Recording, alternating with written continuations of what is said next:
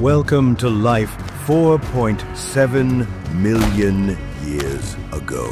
We will take you through a dramatic day in the life of a prehistoric Neanderthal. Sit back, relax, and drift off to sleep as we guide you through a journey of a simpler time. Life 4.7 million years in the past.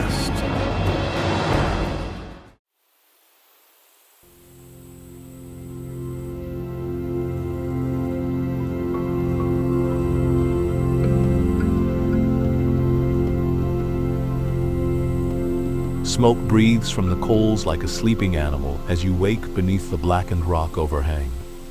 The shelter still holds the night's cool. Your first exhale is a thin white thread that rises and unravels above your lips. Hides slide from your shoulders with the faint drag of fur on warm skin, releasing a mingled scent of wood smoke, tallow, and earth.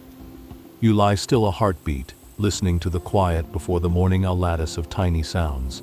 The tick of ash settling, the careful shift of a body beside you, the soft sigh of someone's half-dreamed word fading into the edges of the cave. That seam of sky beyond the shelter mouth has traded ink for bruised blue.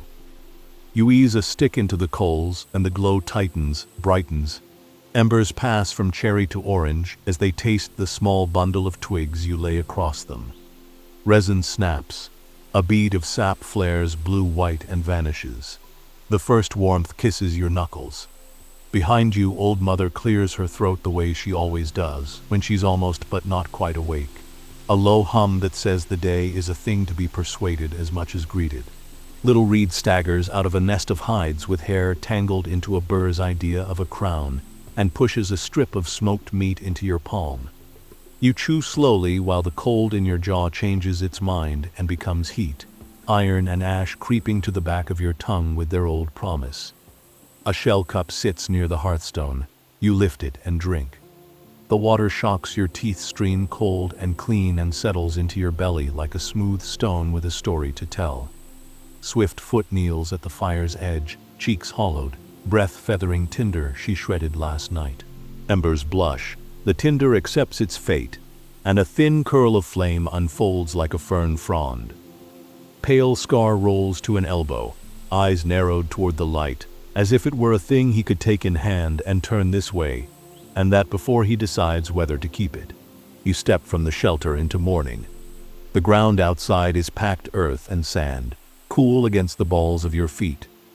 Dew has pearled the grasses, and every step paints your shins with cold silver. Down in the valley, fog lies upon the river like a second current, white laid quiet over black. Where the water speaks, the fog seems to answer. Birds have not yet committed to the day. They wait, weighing reasons, testing silence. The wind comes from the west. You taste it on your teeth, tin and pine, and mark it in your body as much as your mind. You smear a clean line of charcoal along your cheeks to dull the shine of your skin. Rub a thumb's worth of clay along your throat to slow your scent. Flex your fingers and check your gear. The flint knife at your hip sings sharp when your nail finds the edge. Sinew bindings hold the spear's point snug. The glue you boiled from hide still bears a faint sweetness when the heat lifts it. The shaft is a familiar grammar under your hands scraped smooth, sanded with river grit until it speaks comfort and remembers your grip better than you do.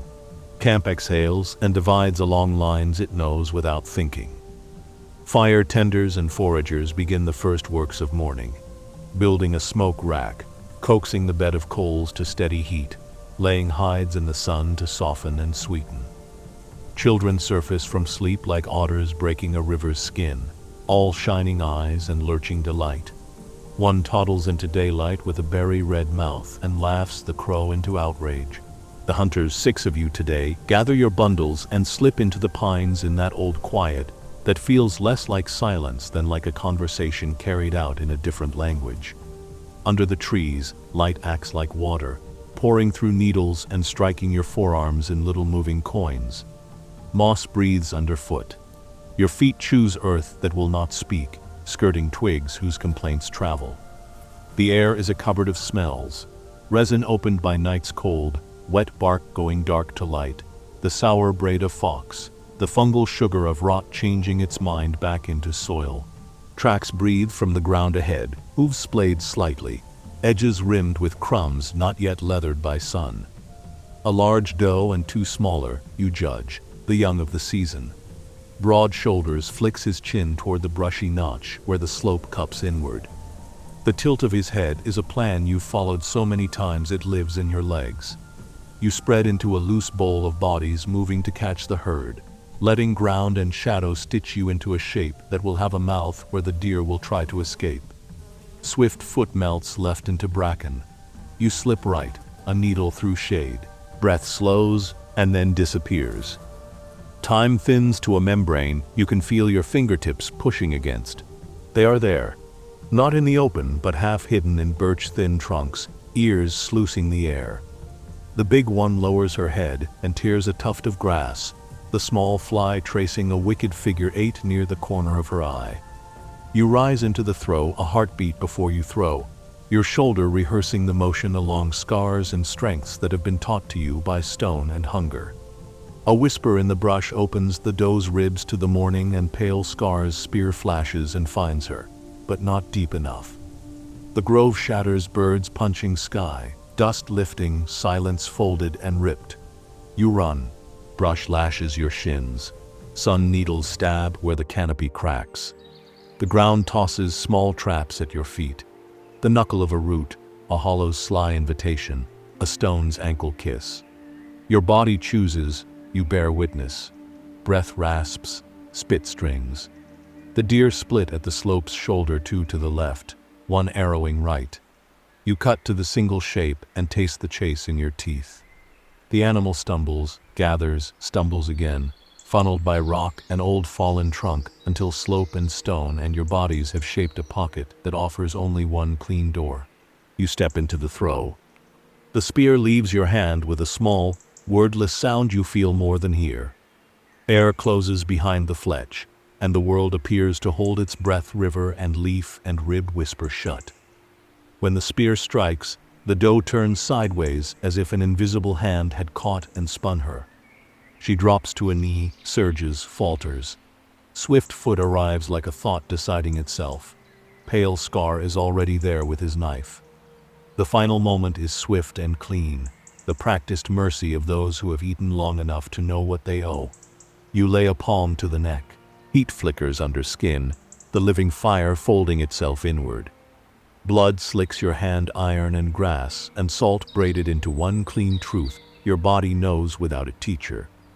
Old Mother taught you to speak a plain thanks here, whether or not anyone listens or remembers. You do. The breath words enter morning and join smoke somewhere above the trees. After that they belong to no one. Work opens its hands. Hide lifts from muscle in long, careful sheets when you cut just so. Steam rises and halos your forearms. Fat clings, sinew threads. The flint blade sings, snags, sings again. Flies arrive, a little weather that collects at your ankles and then insists. You smear ash over exposed meat to quiet their interest. Broad shoulders coil sinew with sticky fingers and sets it to dry on a forked branch. Swift foot braids a carrying line of tough plant fiber, quick as laughter. Pale Scar frees the heart with delicate hands, deep red and quivering with echoes. The hide folds hair out and is caught with cord. The animal that could run like wind becomes parcels that swing from shoulders without spilling grace. At the stream you rinse from knuckle to elbow. Cold takes your breath in its teeth and then lets go. Water threads red for a moment and goes pale again as it remembers itself. The sting of small cuts wakes when the stream finds them. On a sandbar you squat with Pale Scar and feel along the river's stones for flint. The good nodules tell on themselves. The chalky cortex flakes with a familiar rasp, and when your hammerstone touches the raw stone, it rings a thin glass note that pleases the hand that will later persuade it to be a blade. You pocket two and feel the future edges sleeping inside them. You pry a shelf of fungus Old Mother likes for smoke bitter and medicinal and slip it into your bag. Under a lifted rock, fat grubs curl pale as finger joints. One pops nut sweet against your teeth, a secret shared with no one but the river and your grin. The crow shadows you up the slope, greedy as an uncle. You toss it a membrane scrap, and it scolds you anyway, a black-clad ant who knows you could have spared more. Camp announces itself first with smell. Wood smoke, warm bodies, and the light sweetness of bark boiling in old mother's pot to send flies elsewhere. Hides hang from willow ribs to drink the sun. The children rush you, each performing their idea of how you ran, all elbows and knees, tongues bitten in the corners of their mouths to keep from laughing at their own seriousness. You allow one pass to outrun you, and the world loves him for it. Meat finds stones warmed by fire. Fat shines, then sings into flame. The first hiss makes every stomach nod as if hearing a familiar name. Foragers bring their green wealth. The small white bulbs of wild onion with dirt still listening inside their skins. Stinging nettle that admits its honesty once crushed.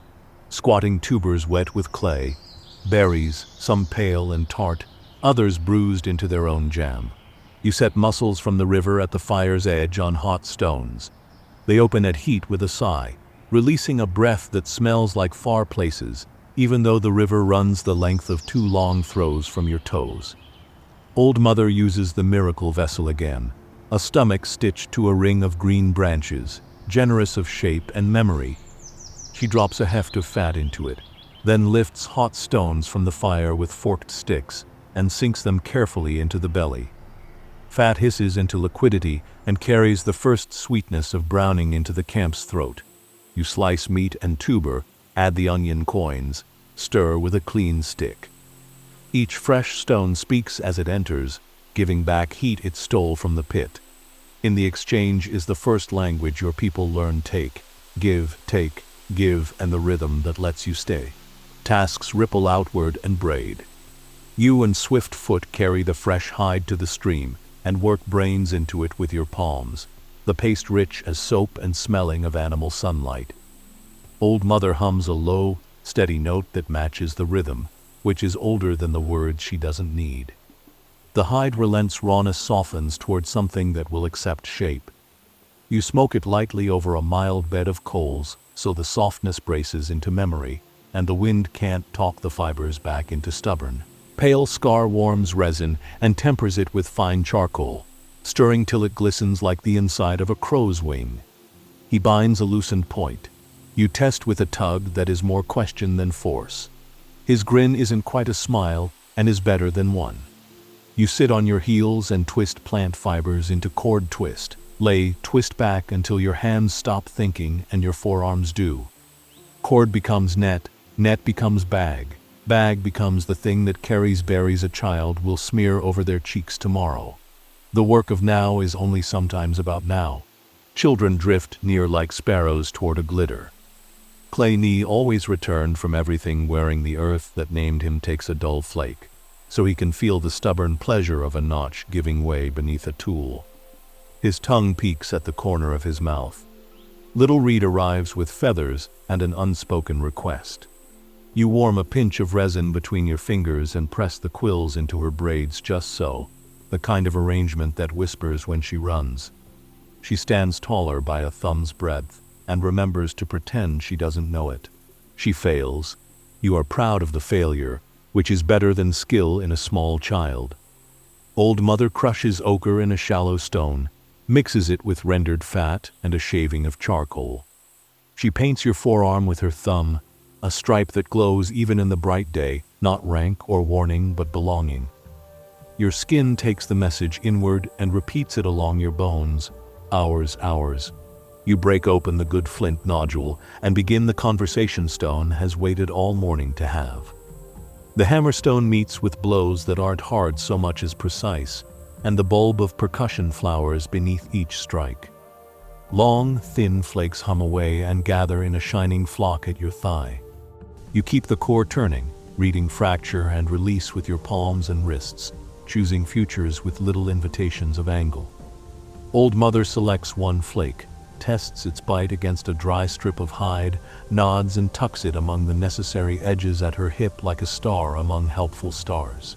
Lunch isn't a meal exactly, more like a sequence of interruptions that find your mouth. Mussels pass hand to hand and disappear with the greedy neatness of small salty things. Roasted tubers split under thumbs. Steam smells faintly of a sweetness that never hung on any tree. Meat from the rack leaves your fingers shining. You lick them and taste smoke and animal and a lineage so long your body does not bother to remember it properly. A child clicks two sticks together and invents a rhythm. Someone hums nonsense. Nonsense discovers it wants to be a song. The day rounds toward its height. Shadows tuck themselves under things instead of reaching outward.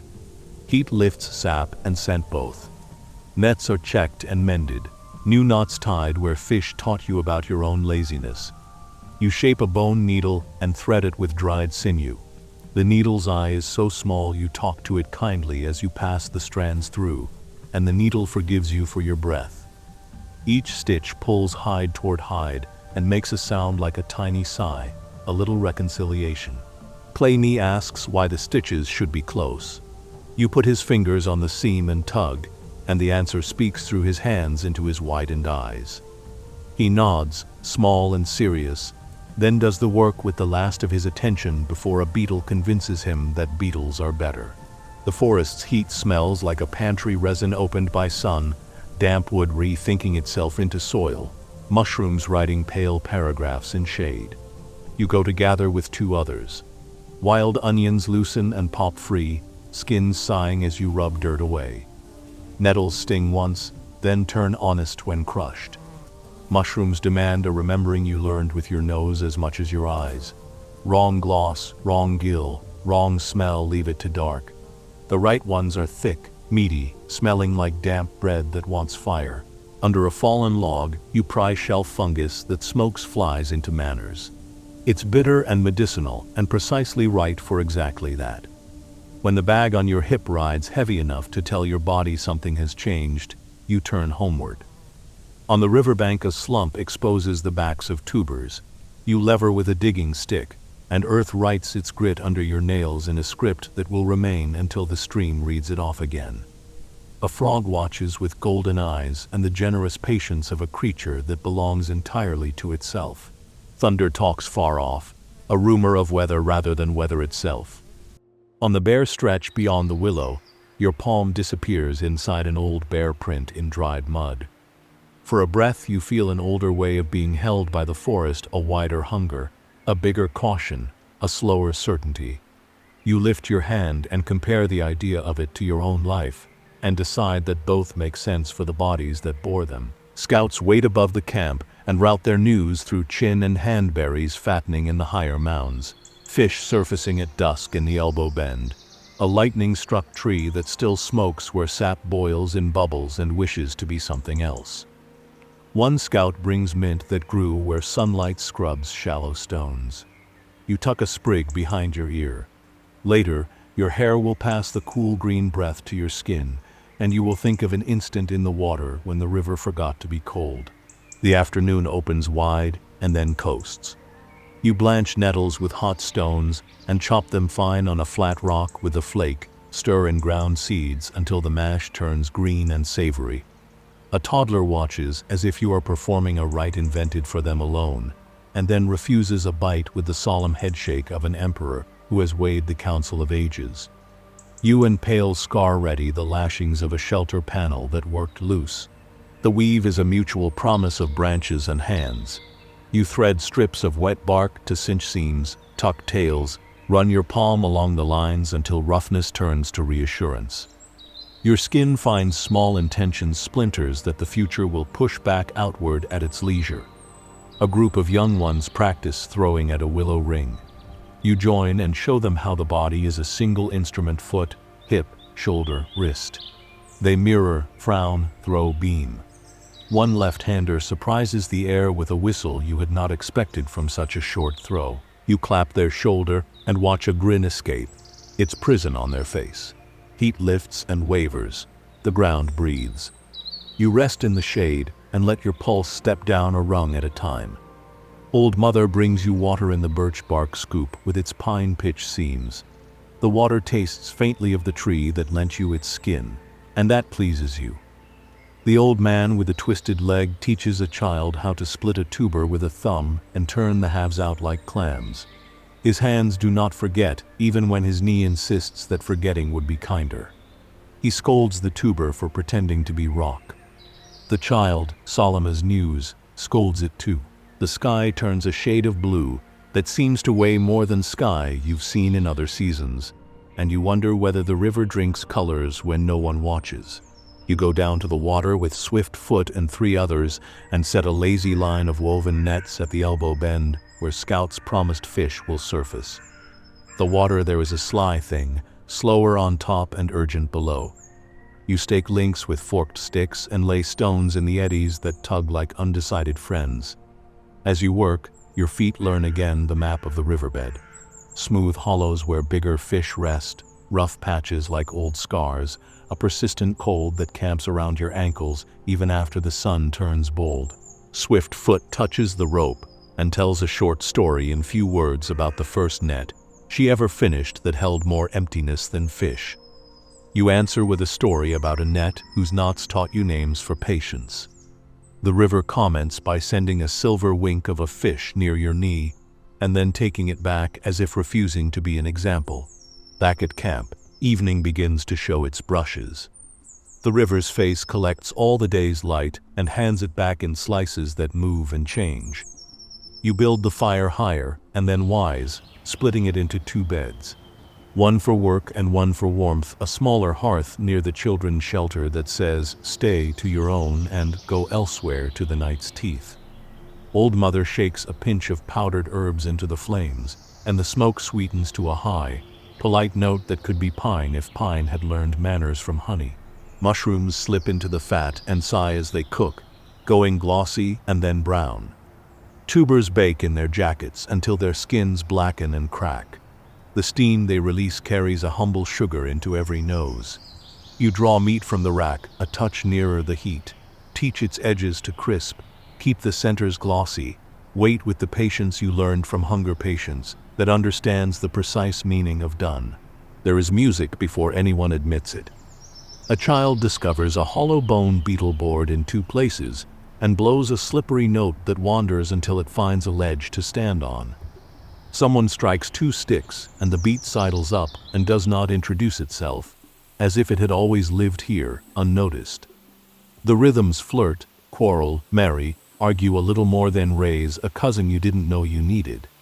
Hands clap in the manner of hands that have always clapped when people discover that pleasure can be made out of nothing but time and air. You take a bowl to the old man with the twisted leg, where he sits a little apart, not because he wants apartness, but because the place where he can think the world into order lies slightly outside the circle. He takes the bowl with both hands, breathes the steam, lays his palm on your forearm to say the thank you his mouth saves for later, and eats slow. His fingers still remember everything they ever taught. Stories arrive the way fog climbs a bank, without boundary.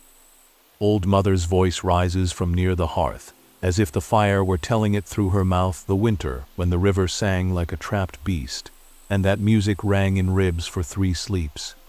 The summer when fish were fools and leapt into hands, and you had to scold the water for generosity.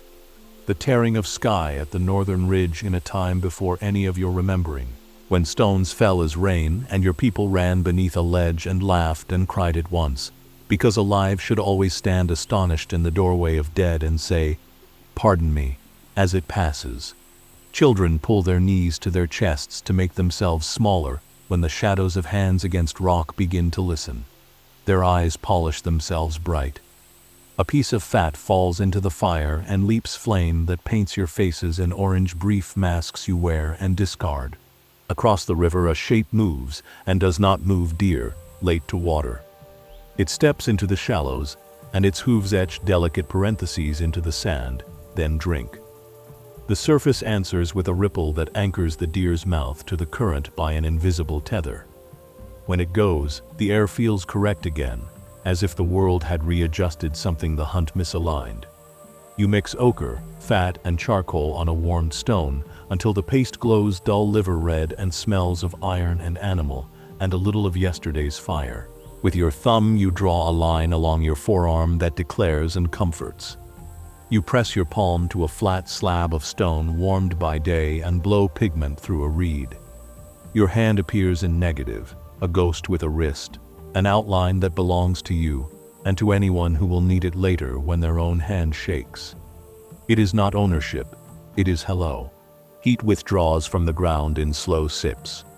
Shadows knit longer threads between the shelters, and the line of the ridge is cut clean against a deepening sky.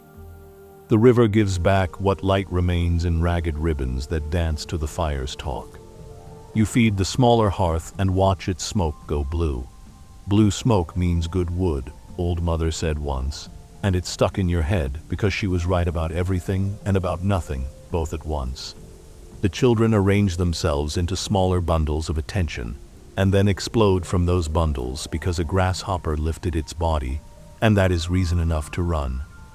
Pale Scar claims he can tell the weather from how the fire leans, and immediately the fire stands up straighter, as if correcting him from spite.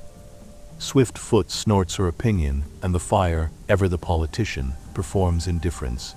You sit for a time in the very middle of camp and simply inhabit it. The ring of shelters, the racks glistening with their work, the tidied piles of wood, the loops of cordage, the baskets of foraged luck, the spears resting in a row like the ribs of some elegant animal, you have learned to become every object is a memory trapped in a shape. Each one offers itself for tomorrow's argument with hunger. You know them by the touch, the way a tongue knows its own teeth. The notch in the ladle's mouth, the thin place near a spear's grip where your hand polished it without asking. The slightly warped panel on the east shelter that creaks when night wind lowers its voice. You breathe in deeply and taste them all at once, wood and hide and smoke and herb, and a faint metallic promise of rain. The taste says, we are ready to be asked for what we owe. You check the nets you set earlier by the elbow bend. In imagination you walk there, feel the water riding thin cold scripts around your ankles. Hear a fish spit a circle of silence onto the surface. Watch a small wind unlearn itself when it meets the river's mind. In actual fact, you stay in camp and sharpen a shard into a sickle curve that wants to be helpful around stems. You wonder when you learn to feel a tool inside the stone before the strikes find it is that a thing that comes from practice, or from the stone's patience, or from hunger's old lessons. You do not answer yourself because sometimes answers make questions smaller. And you want this question to stay big. Old Mother brings a bowl that is mostly broth. You hold it near your face and let the steam map your skin. It feels like a hand you knew as a child, the kind that never scolded before it steadied. The crow has not given up. It sits on the rack's furthest rung, feathers black enough to swallow firelight, and regards you with the proprietary look of someone who is certain you are hiding a piece of meat under your tongue. In a moment of weakness or kindness, or the kind of foolishness that turns into a story, you flick at a sliver of crisped fat. It hops once, makes a sound like a dropped bead bouncing on wood, and swallows the gift so efficiently you momentarily doubt it happened at all. Pliny tries to imitate the crow's call and produces a noise that sounds like two crows attempting to be polite in a small room. Everybody laughs. The crow looks offended, which deepens the laugh and sends it around the circle twice. Work does not stop in evenings, it just changes shape. Someone is plaiting a sling from tough bark strips, the twist steady and beautiful. Someone else is scraping a bone smooth with a flake, making a needle whose eye will be a door through which warmth passes. Someone is combing a child's hair with a toothed fish bone, while the child endures this millennia-old indignity with the same tragic face every child has always worn. Someone is tying a bundle of dried herbs to the shelter wall, where its smell can be a memory in leaner months. You roll the hide you smoked earlier, feeling for stiffness that tells a place where smoke did not speak long enough. You work those spots with your hands until the hide changes its mind. Your eye catches the long scar on the east ridge, the one the elders talk about in winter, when rock becomes a character in the story, and you can almost taste soot in the telling. The sun sets behind it later in the year. Tonight it only darkens first and holds its dark bravely, as if teaching the younger stones how to behave. A fox draws a crooked line across the higher ground, small and red and perfectly unrepentant. It knows the camp's edges better than you do because its nose is older than your fire. You do not begrudge each other. There is enough world for both.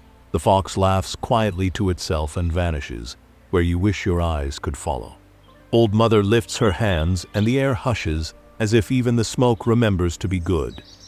She begins another story, and this one is a teaching nested in joke, nested in song. It is about a man who thought his shadow was a stranger, and so tried to outrun him. And of course the children dissolve because they already understand the trick, and they love their own cleverness. Then it is about a woman who fed stones to the fire, because she thought anything that ate light must be hungry. And for a beat everyone sobers because there is a way that story could go that would be sad. But Old Mother's mouth turns, and she says the woman discovered soup, and everyone exhales together, then inhales to laugh. The rhythm of laughter in a circle is the oldest drum, more faithful even than hands on wood. You paint again, not the big hunts that winter hollows deserve, but small marks, lines that mean counting, dots that mean because, spirals that pretend to go somewhere, and then announce that arriving is a trick. Little Reed asks to make her hand. You show her how to press the palm and spread the fingers, and how to breathe pigment, not spit it. When her hand appears in negative ghost and promise, she looks at it with the solemn astonishment of someone seeing themselves from outside for the first time. Then the grin breaks. Old Mother nods, the kind of nod that makes your own spine correct itself, as if praise were gravity. As the day tips toward its far lip, you step out from the circle and walk to the edge, where the camp's constant noises dim enough that other sounds can try their tongues. The river is the first to speak, a long, patient vowel. Far up the slope a stone moves inside the thicket's thoughts. The sky keeps a couple of birds back just for decoration. The rest have folded their small music and hung it on branches for later. You squat and lay your hand on the ground, palm down, as if weighing it. The earth is warmer than the air now, full of what the day told it. Your hand leaves a darker print where it was. You watch it turn back into ground as if nothing ever pressed there. A finger of wind moves past your ear, and in it you think you hear the older words for now and soon and after, and all three are the same word. You return to the fire, and the smell hits you as if happiness were a thing with a weight.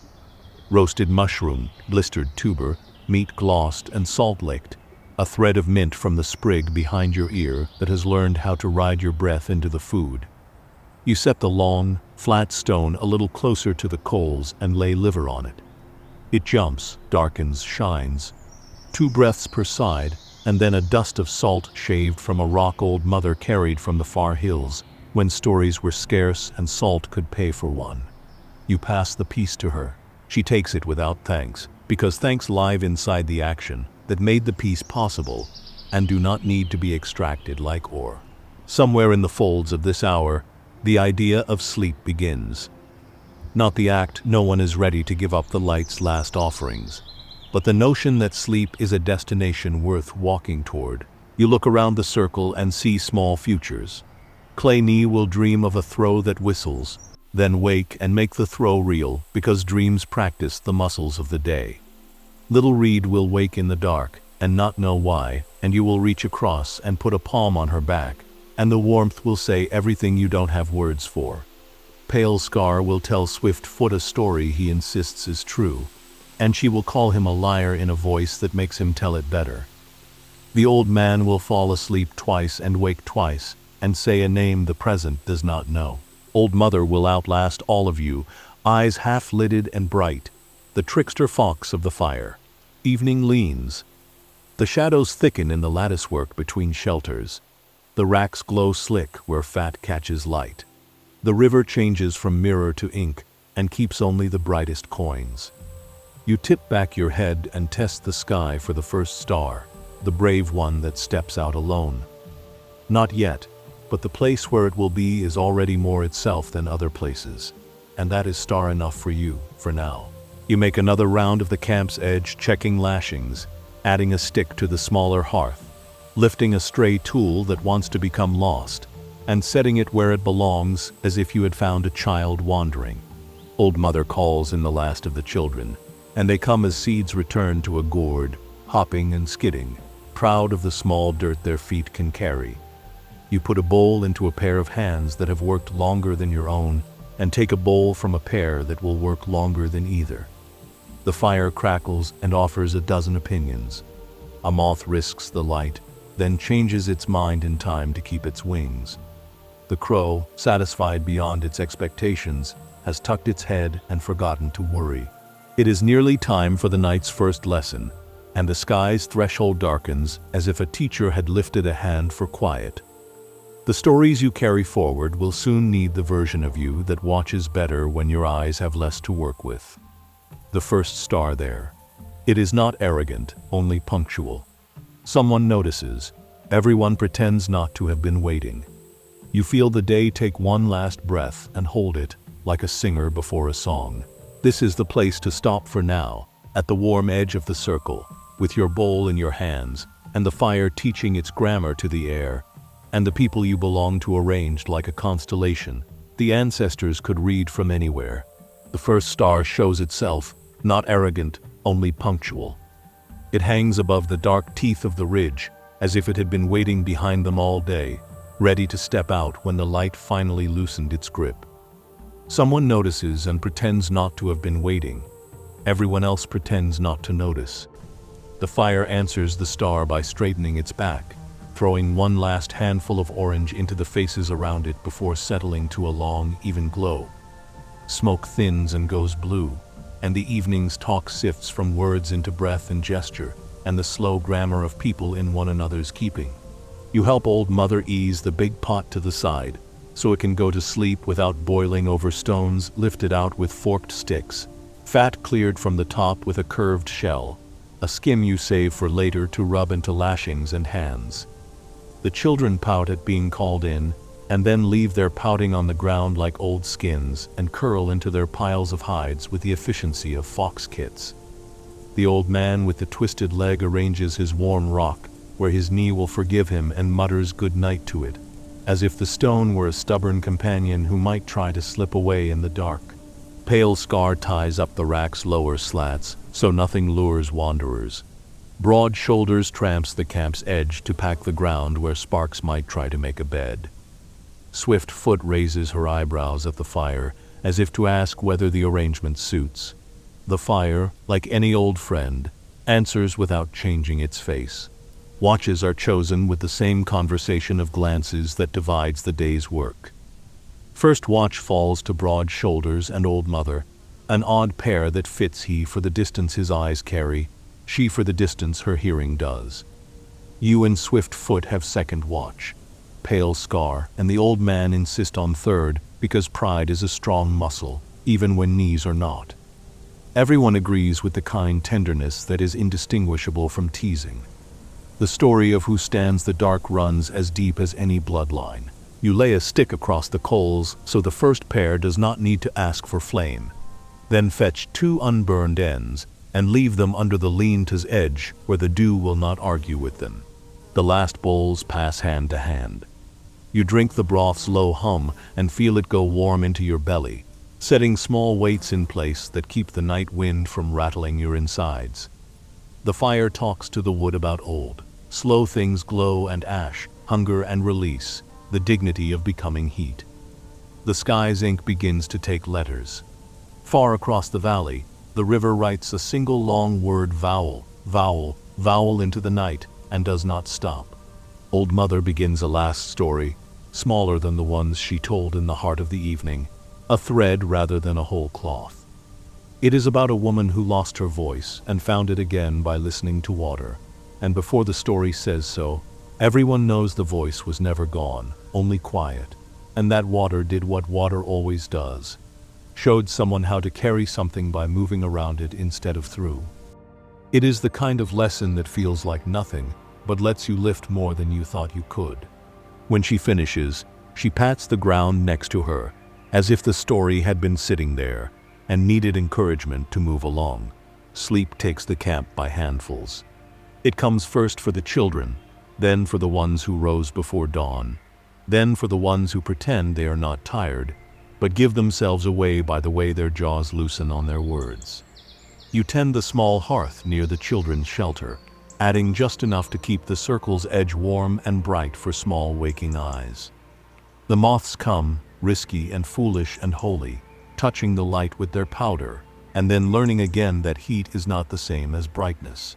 You set 2 flat stones on the fire's rim, and leave them their warm pillows for sore backs when watch changes in the cold. Night does not fall so much as collect itself. It gathers at the edges first, then at the center, leaving the fire as a modest island on which a small nation sleeps. The first watch moves the way the day taught them old mother's ears, following the silver thread of river talk, broad shoulders' eyes finding the seam where the ridge's dark breaks and returns. Every few breaths, their heads tilt exactly the same way. If you didn't know them, you would think they had learned it from one another today. In truth, people learn that tilt from night itself, which has a way of putting its finger on the chin and asking for quiet. You lie down and put your head on your bundle of folded clothes, the warm, good weight of damp leather and smoke and work, and feel the day unfasten itself from your bones, one link at a time.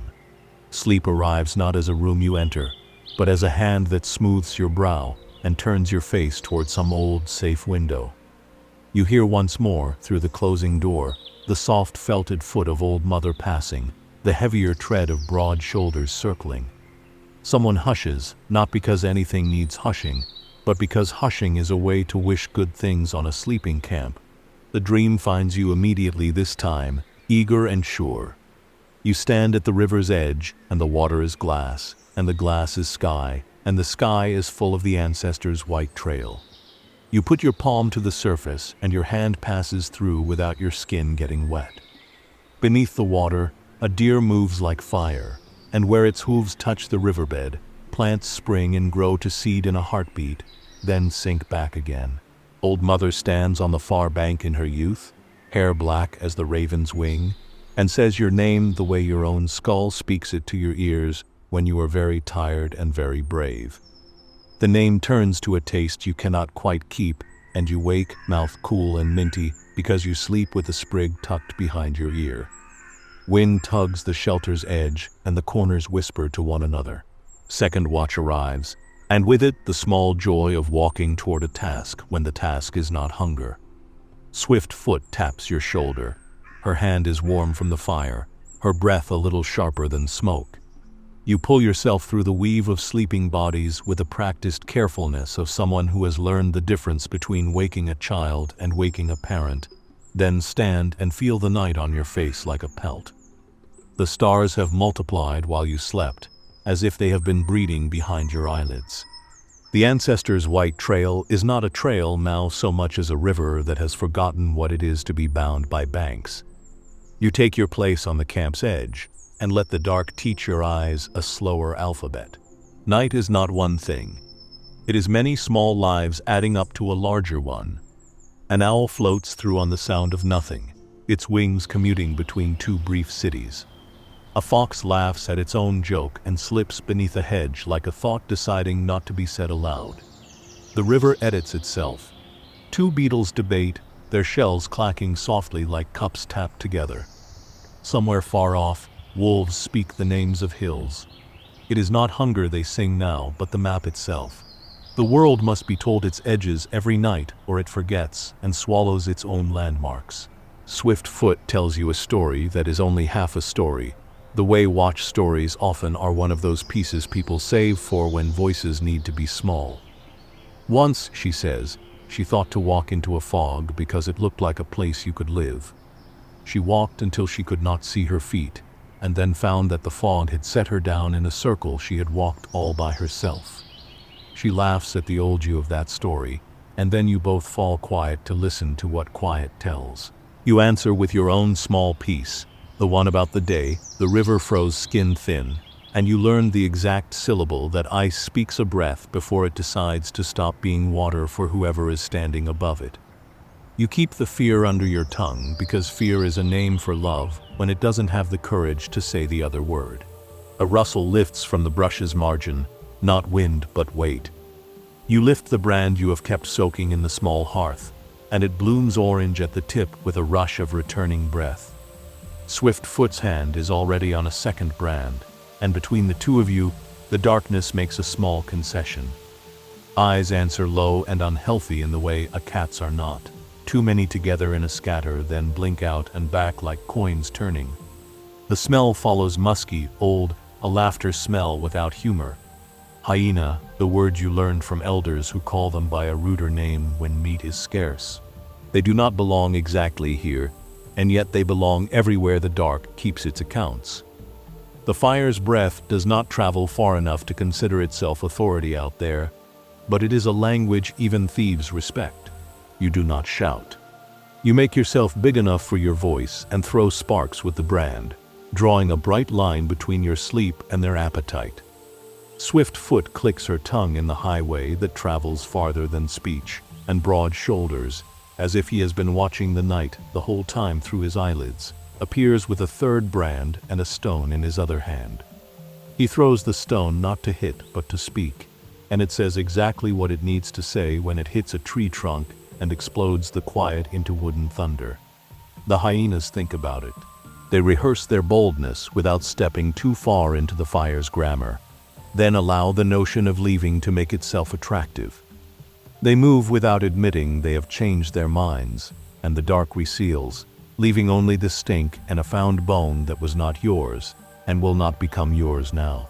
Old Mother arrives with a twist of burning resin that smokes like a warning. She does not shake it at the night, only lets the smoke climb a ladder the dark built for itself, and perfumes the air with a sour sweetness thieves dislike. They like the place between things, she says. We just reminded them this is not between. Broad Shoulders snorts and returns to his bedroll, already easing his big bones into the argument he has with sleep. Swiftfoot replaces the brand, and you and she sit not exactly closer than before, but with your shoulders at a distance people use when togetherness is a tool rather than a comfort. After the excitement, the night resumes its old, proper work. It needs the day's clamor down into something you can chew without choking. Breath by breath, your hearing unknots all the threads again, and the camp's small chorus takes back its solo aspen leaves clicking a bare language. Fat rendering a tiny on and off sigh in the pot you left tilting on the cool stones. Someone's dream word broken into two syllables that are less frightening at night because there is no daylight to add shapes to them. A shooting star drags a nail across the sky. Swiftfoot tilts her head and says the ancestor with white feet has dropped a spark from his staff to remind someone to mend a hole in the world. You say, softly so as not to tell the joke too loudly, that if holes can be mended with sparks, you know 4 or 5 you would like to fix. She grins and pretends not to understand. Third watch pads over the ground without asking the stones to remember it. Pale Scar's hair is stuck up in front, as if he wrestled a hedgehog in sleep, and the hedgehog won.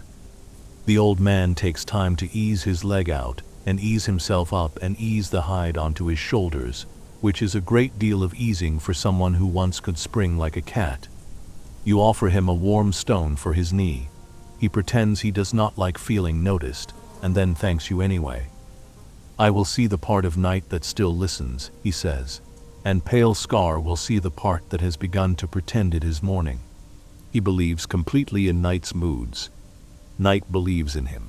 You return to your hide bed, but sleep does not come right away. There is the pulse of what just was hyena eyes, resin sour smoke still beating in your skin, and under it the older drum your own heart, lastly remembering the deer and scent and run. You lie on your back and watch the ancestors' white river across the sky, and feel how it draws not only your eyes but your bones. The old man's voice comes low from where he sits, steadying his leg against the warm rock. He is talking to the night the way some talk to newborns, not because the night needs the words, but because the saying shows the shape of what needs to be remembered. He names stars in a language older than his. He calls 3 flints the hunter's sparks, and the curled ones the sleeping snake, and the small cluster above the ridge, the bee's hive. He says when the bees drop lower in the sky, fish come fat. When the snake stretches further, rain goes stubborn. And when the white river looks thin, it is because winter has drunk thick soup and will not be ready to share. The noises of the world shift. The wolves stop telling geography and begin telling hunger. Far off, an answer tangles briefly with a second answer, and then both turn their heads and keep their throats closed. The river's song deepens. A breeze lifts that is less wind than a difference in heat moving between ground and sky, and the shelters give a single joint pop the way a long-sitting body does. Pale Scar walks the perimeter, and the old man sits, breathing like a bellows that has learned to be in no hurry. Someone from the circle of sleepers rolls over and drags a hide, and the dry rustle sounds large because there is room for it to be large. A fox perhaps the same, perhaps its cousin steals toward the cooking stones with such fairness in its tread that you would forgive it even if it took what it came for. It takes nothing. It only watches the fire expand and shrink and tries to understand how a thing can eat and be eaten at once. Sleep finds you again, and this time it brings a dream that is thinner and harder to keep hold of. You walk through fog that is the same substance as breath and find, at the center, yourself as a child holding a bowl of water. The bowl is full of stars. You go to drink and hesitate, and the hesitation feels like something important. And then the dream turns to the ordinary kind where you are looking for a flake of flint you are holding in your hand, and you smile inside your own sleeping mouth, because even dreams repeat themselves when they work. A small rain begins, so small it might just be the night deciding to taste the ground. The drops strike leaves and make a music you could count with but do not, because counting would make it end too soon. Pale Scar lifts the outer edge of one shelter so it drains where you wish it would, and the old man hums to the rain like someone greeting a guest who has arrived without knocking and is welcome to a warm place by the fire if it will sit and be good. The rain thinks about becoming more and then decides that being the promise of itself is enough for tonight. Sometime between this and that, the thickest dark loosens, though the torches of stars still hold their posts. You wake without needing to be woken. The ancestor river has turned a hand's breadth. The bee's hive is a little lower. The hunter's sparks have shifted enough that old mother would pretend to chide you for not noticing. The air in your nose is cooler. You rise and feed the small hearth near the children. No fuss, no flare, just the quick tuck of a stick under a coal and a breath that knows exactly when to stop. The child nearer your knee opens their eyes, sees the familiar edge of light, and goes back into whatever game sleep invented for them. Dawn begins not out there, but inside faces. People change color first. The stone follows later. When enough faces hold a little of the new day in them, the ridge's teeth soften. Birds lift out their folded music and check whether their notes are still the ones they meant to sing. You hear, before you see, the river adjust its tone to suit a sky that can measure itself again. The old man groans in a way that is more satisfaction than complaint. Pale Scar yawns a long yawn that seems to turn him inside out, and then grins, pleased with the size of it. Swift Foot sits up like someone who has made a promise to the sun.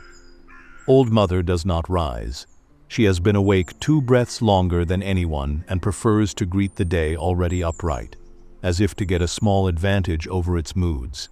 You go down to the water with Swift Foot to check the nets before the sun has a chance to steal your shadow. The river's cold is a different animal at this hour, alert and quick, but not mean. Mist clings to it in ropes and tatters. You walk through and come away wearing 1,000 little kisses. A fish, silver as a myth, flaps itself into a sort of rope knot, and then remembers how to be water. The net answers with a small bow where its weight has changed. You lift carefully, and the river gives up its news. 2 fish fat enough to be songs. 1 smaller you let go because you can.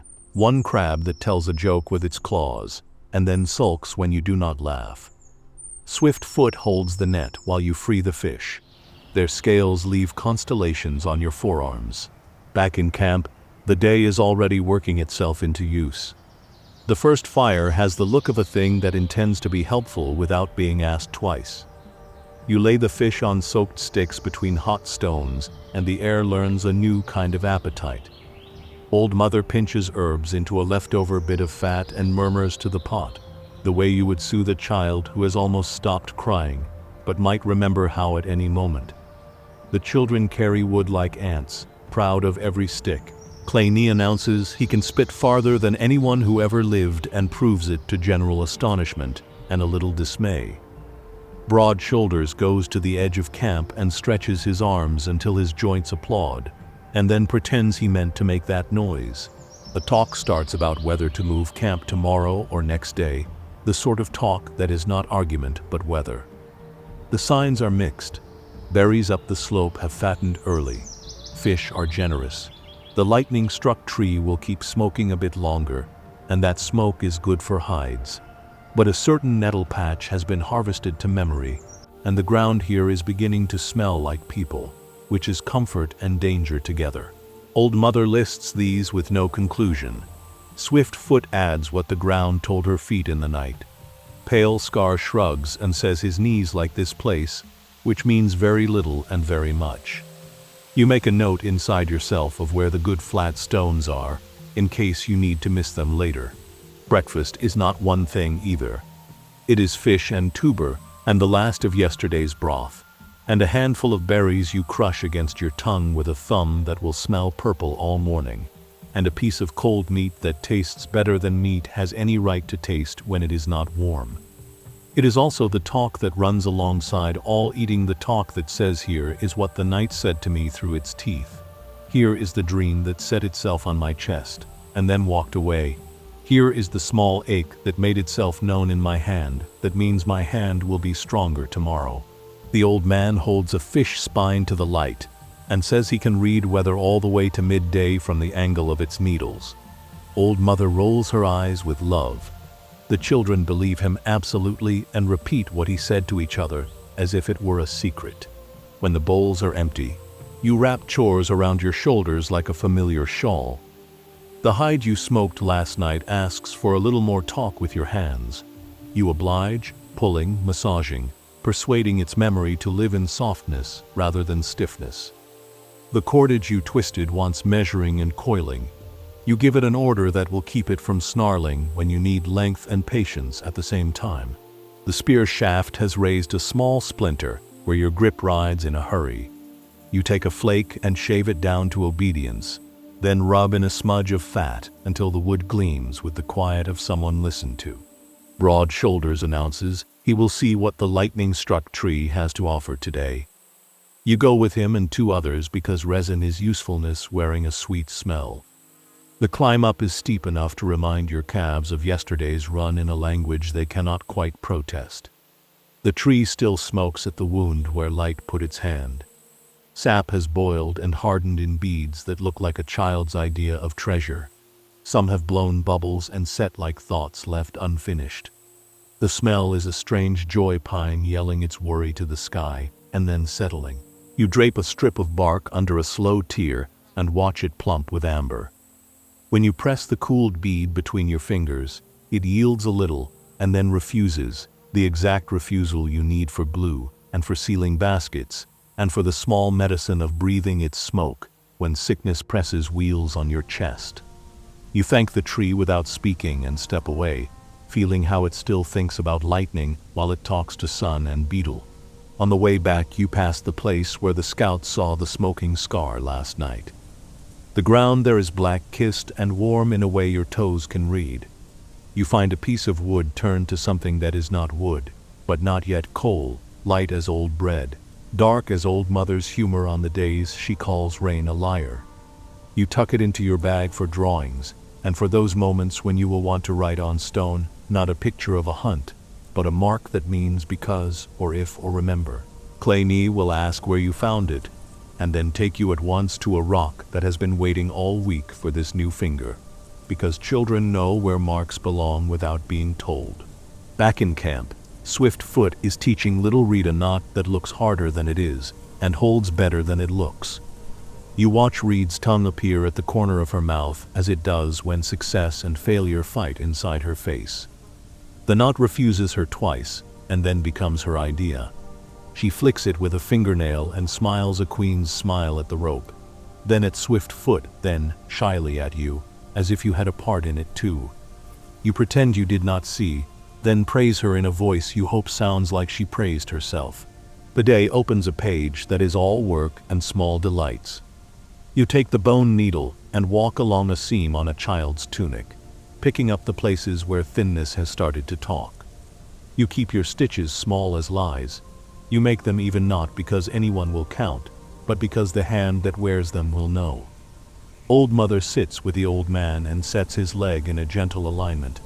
She runs her palm over the tendon that complains and hushes it with a chunk of warmed fat, and a phrase only muscles understand. Pale Scar lays out stone and hammer on a flat place, and shows Clay Knee how to read a nodule, the way the outer skin tells a joke about the inside, if you know how jokes are timed. Broad Shoulders tightens lashings you thought were tight, and then tightens them more, because that is who he is in the world, more tightness where you thought enough lived. By mid-morning, the camp hums with that particular contentment that belongs to the hour after food and the hour before heat. The birds that sang first have gone to quieter business. The bees visit without argument. The river looks daytime again, less mystery, more work, and you can see fish learn and forget the net in neat cycles of greed. You feel the hide under your hands turn from animal to garment, the spear from stick to ally, the cord from fibers to promise. Every once in a while a breeze lifts and brings a rumor from the slope, a berry smell that says not yet, a shadow smell that says the fox is telling jokes again, a steel smell that says a stone up there is thinking of letting go. A small game takes root in the dust at the camp's edge. Someone draws a spiral with a stick, then another, then challenges a child to walk it heel to toe without stepping over the line. The child tries, fails, scowls magnificently, tries again, succeeds, laughs, falls on purpose, laughs again. The old man watches and claims that the spiral invented the child, not the other way around. Old mother says he only says that because he is jealous of the spiral's balance. He takes the jibe like a man collecting compliments and pockets it for later. You step away to the ridge's shade and sit with your back against stone. The rock is warm on your shirt and cool on your spine, a pleasant confusion. You eat a late berry and feel the sugar shoot quickly into places that need it most. You save the last two to give as bribes to younger hands when the bribes will do the most good. Your spear lies across your knees. You run your thumb along the shaft again, feeling for any whisper of roughness, and think about the way tools carry the day forward, how the day is made of them as much as of hunger and love. The wind brings you the smell of the tree you visited, the sweet, medicinal apology of resin, and you find yourself grinning like someone who knows a secret they will share for free. A shadow crosses your face, literal, not the figurative kind, and you look up to see a hawk making circles on the idea of air. It gives a single cry, not the piercing one you have imagined in stories, but the conversational sort, as if telling you that the mice are where they were yesterday, and you are welcome to check for yourself. The hawk's eye must be full of the camp your people reduced to small patterns, the fire a bright coin, the shelters a tidy thought. You wave foolishly, because foolishness is a decent offering to anything that sees you as a pattern. The hawk does not wave back. It corrects its circle and goes about its life. The sun climbs to that place where the ground begins to give up its coolness, and the hides ask to be moved into friendlier light. You and swift foot drag them across a little, and your hands fill with their weight, and then let it go and fill again. The day smells now like work heating fat in wood grain, old smoke in bark, sweat under arms, the river being river. Old mother insists on a sit and a drink. You obey because defying her authority would be like arguing with bone. You pour water into a birch bowl, and the bowl's pitch seems sweeten the taste. The old man tells a short lie about catching a fish with one hand when he was your age. You pretend to believe him because pretending is part of the truth of love. It is time to fetch the nets. So you go again to the bend with broad shoulders, and a child who must watch how people bring the river into camp without making the river smaller. The water is braver now. You thank your ankles for remembering and step as if you had invented this motion. The net comes up with the river's reluctant blessing. Fish muscle against your palm with the strength of a certain idea. You respect the idea and take what food permits. The child reaches, and you guide their hands and say, softly, "Not that way, leave it a promise, not a scar." On the way back, the child asks whether the river will miss the fish. You say the river only misses what is not used well. The child nods in the way children do when they have not understood your words, but have understood perfectly what your voice put in the air. By now the day has left behind gentleness and started negotiating with heat. Shadows hide under stones. The rack's meat leaks a little sweetness that bees pretend not to notice because they are proud. The fire lowers itself to a patient simmer in deference to the sun's sudden authority. Old Mother has the children sit with their backs to the shelters and takes out a flute of bone drilled carefully one hole for each note someone taught it to remember. She breathes a line that bends like grass, and then rises like a hawk, and then slides like water, and the children go quiet in a way only music does to them. She passes the flute to little Reed, whose first blow is more earnest than accurate. Old Mother laughs softly and says, "Do not try to be stronger than air, be trickier." The second note finds itself close enough to count as kin. The third makes something new. Reed glows where she sits, full of surprise at her own mouth. When your shadows start to lengthen again into people you recognize, the day's second meal, what you will still call supper once there are clocks and names, begins to assemble itself under all the hands. The fish offer their first fruit to the flat stones, skin tightens, eyes go white, flesh turns tender, while the tubers come out of the coals with their skins blackened and their hearts pure and sweet. The nettle mash goes green in a way that makes you feel richer than you are. Someone has saved the livers for the elders because it is good to remember who remembers most things. The old man grumbles that you are trying to keep him alive so you can keep hearing his stories. Old Mother says that is exactly right. He pretends to argue and eats. The talk returns to the question of moving. Rain that came and did not come, fish that came and did, berries that are almost ready, the ridge that has a crack that may be a song or a warning. There is no vote because nobody has taught you what that is yet, and you do not need it. The group does not arrive at a decision so much as the decision arrives and sits down with you and shares your food. Not tomorrow, not the next day, the day after if the night does not say otherwise. Everyone nods, the rivers in your heads that carry the work of moving what to bring, what to leave, what shape the load can make without breaking your backs or your temper begin to murmur in low voices that will become a psalm when the sun asks it to. Evening leans back in its chair and seems satisfied with the work you made out of it. The ridge's scar glows dull, then dims. The fox returns and takes one small thing with the ceremony of a guest invited to steal. Everyone pretends not to look.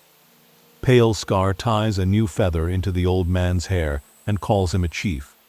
Old Mother says chiefs do the washing and hands him a pot to scrub, which he does while singing a rude song about soap. The children begin to invent sleep with their bodies while insisting they are awake. The crow makes a last circuit, finds nothing worth theft, and goes to its tree thinking dark thoughts about your discipline. When the first brave star steps out, the circle makes room for the old friend without ceremony. The fire resettles. The small hearth near the children's shelter learns again the size of their breath. You take down the bowl with yesterday's paint and find it has kept enough grace to draw one more line. You add a mark that means today to the warm flat stone near the seating place, not because the stone needs the information, but because you do. The line looks like nothing and like everything. It will be there in the morning. It will be there when the camp moves. It might be there when other hands that do not know your names find it and decide to add their own. Night will rehearse itself again, watches exchanged, fire courted and kept, the long work of listening carried around the circle like a shell to the ear. Perhaps the stars will be brighter. Perhaps a low cloud will come and teach the camp how to hear without seeing. Perhaps the wolves will tell a story that passes closer to your valley and will require a little brand and a little boldness. Perhaps the rain will remember itself and visit a proper while, and you will tip the shelter's edges and laugh when drops find the back of your neck. Whatever the dark brings, you will meet it with the old, practiced quiet people inside a ring of flame. Tools laid where hands can find them in a blind hurry. Stories made small enough to carry through the tight places between one day and the next. And then the gray will come, the friendly kind, not yet stern, and you will feel it in your skin before your eyes report it. The river will begin speaking in daytime again. The birds will check their phrases against the light. The first wood you put on the coals will sigh relief at being work once more. You will rise into hunger and make of it a reason rather than a complaint.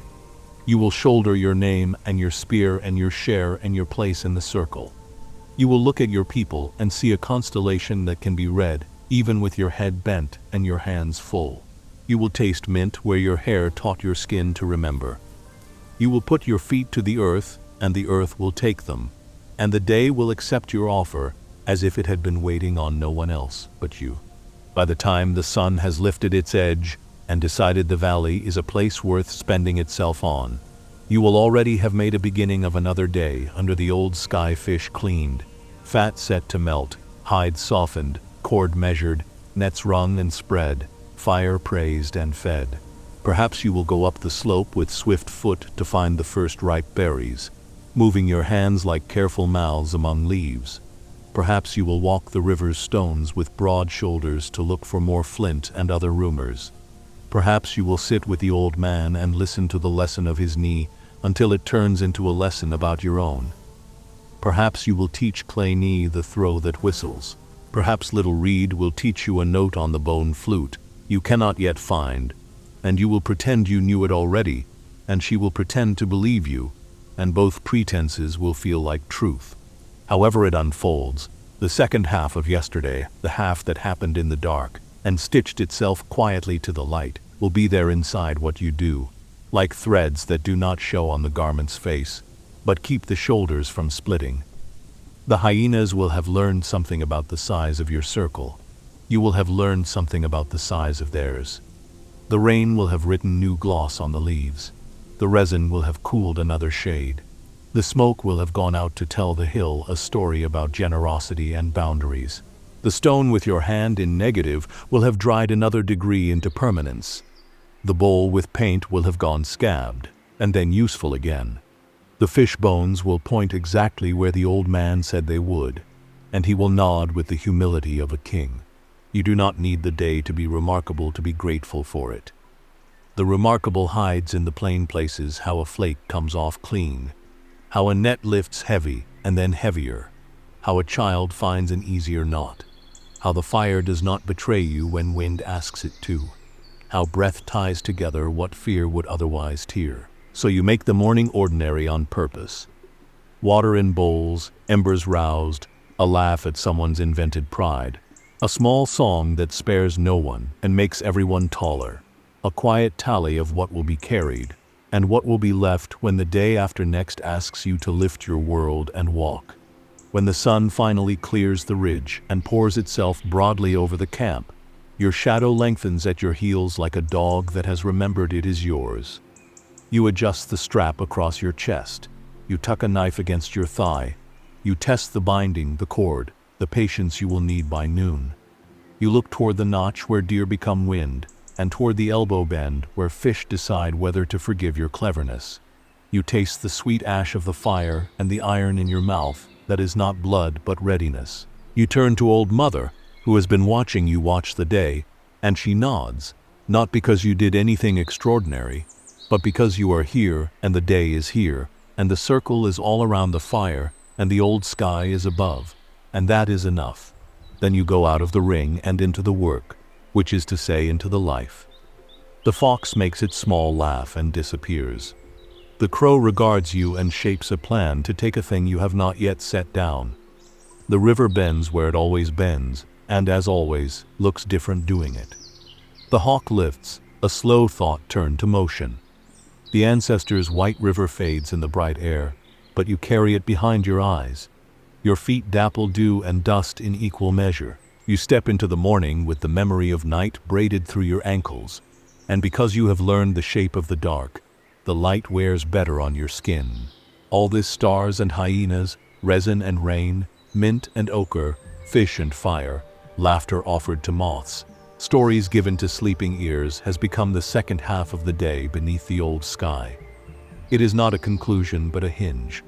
It swings you back toward the part of the world that has to be held with your hands and your attention and your patience.